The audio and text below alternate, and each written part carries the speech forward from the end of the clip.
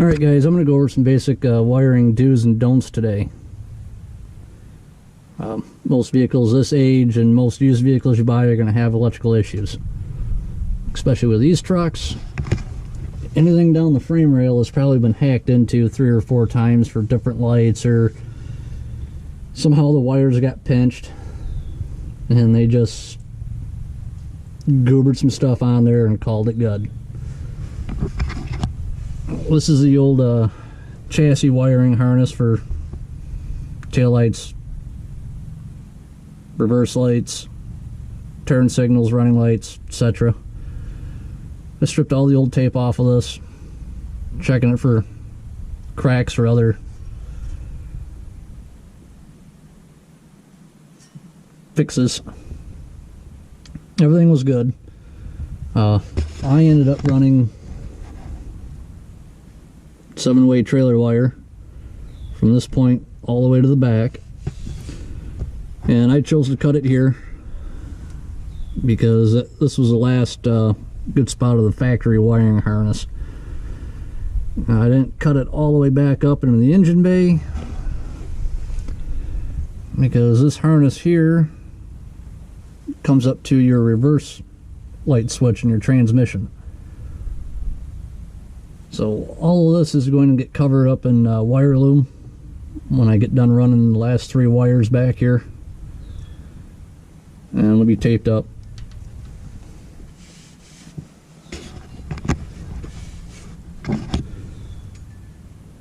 This harness is for the fuel sending unit. This wire here is the ground for the sending unit. I stripped that off and stuck down a bolt just to make sure the gauge worked, and it does. So I'll be putting a ring terminal on that and grounding it to the frame. Last 3 wires I gotta hook into this is blue for the brakes, white is the ground, and the black is going to be the 12-volt positive going to the trailer plug. It'll charge your breakaway box or whatever other 12-volt lights or fuel pumps or whatever else you have back there. One thing to keep in mind when you're doing the wiring is to stagger all of your connections.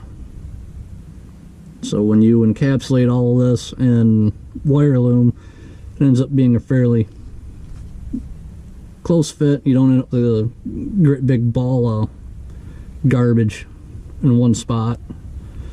Makes it look a little bit more professional. Makes everything fit nicer. Because when you crawl underneath something to look at it and you see a great big ball of electrical tape, and it tells you somebody's been into it and probably hasn't done a good job with the repair.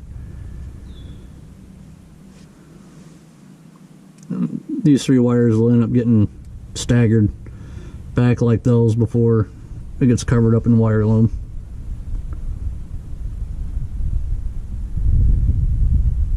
Now, this is definitely the way you want to do wiring, especially when you got a bunch of them, is to stagger all of your splices. Show you what you don't want to do.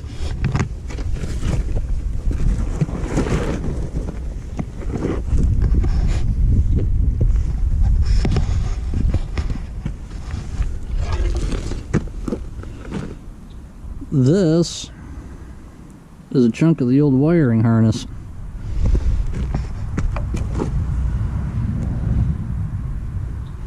See how they just stripped that wire back and then wrapped the other one around it? And similar thing to what they did there. They just stripped the 2 ends, twisted them together, and taped them up. So these 2 balls of electrical tape, you can pretty much determine what's underneath there, and it's nothing good.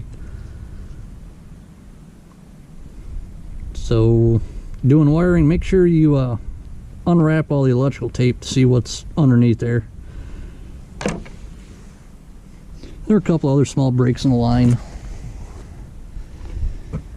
or excuse me, the wiring. Let me come up into the, up underneath the dash here. you find stuff like that. Now, I don't know what possesses somebody to cut halfway through a wire to wrap something around it, or put in those stupid T-taps or Scotch locks or whatever else you want to call them. Those things are nothing but problems, nothing but trouble, because they cut the wire in half and they rely on some janky plastic to hold everything together.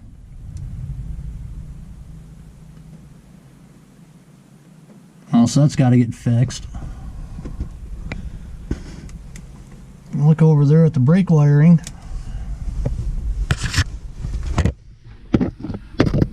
Should say the brake light wiring. Kind of makes you wonder what happened there that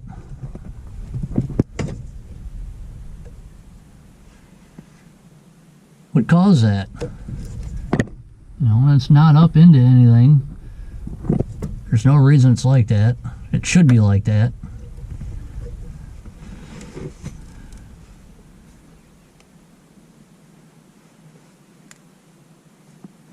No, it's all stuff like that that keeps compounding in on itself, and everybody wonders why they have electrical issues. You guys can see this.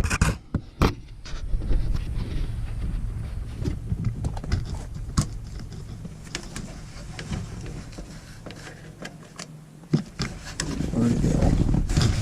Right there. See that there? Those are T-taps. Somebody tapped into the charge circuit because they took the original Ford alternator out of this and stuck a GM or a Delco 10SI one-wire alternator.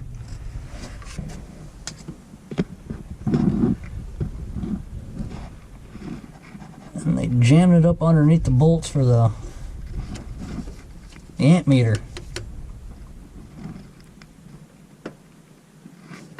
I don't know what possesses somebody to do that either. That just kind of boggles my mind. So, yeah.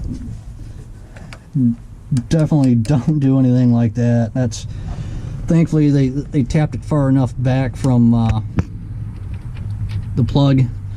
I can just put butt connectors in there.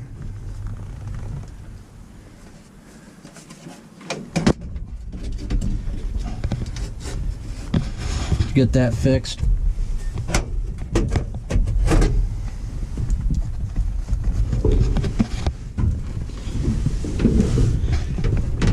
You know, the other style of connectors you don't want to use are regular butt connectors like that, especially where it's going to be exposed to the elements: water, salt, dirt, oil, grease, grime. They corrode out in a year or two.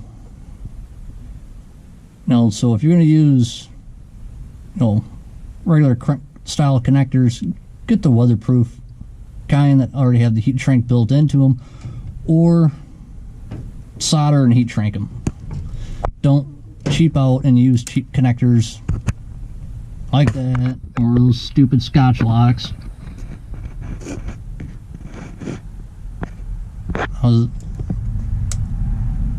But unfortunately, that kind of wiring, those fixes are throughout the whole electrical system on vehicles this old. So there's gonna be a lot of digging and poking around in the wiring harness to find everything, get it taken care of, bring it back up to 100%.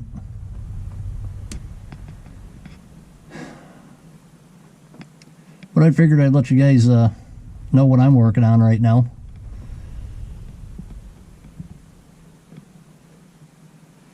Another headache.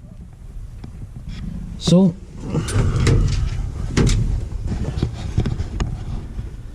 I'm gonna get back to this, and here in the next week or so I'll be going over installing the new master cylinder for the Hydromax or Hydroboost system.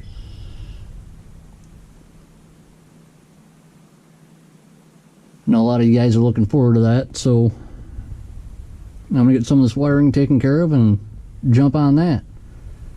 So thanks for watching, everybody.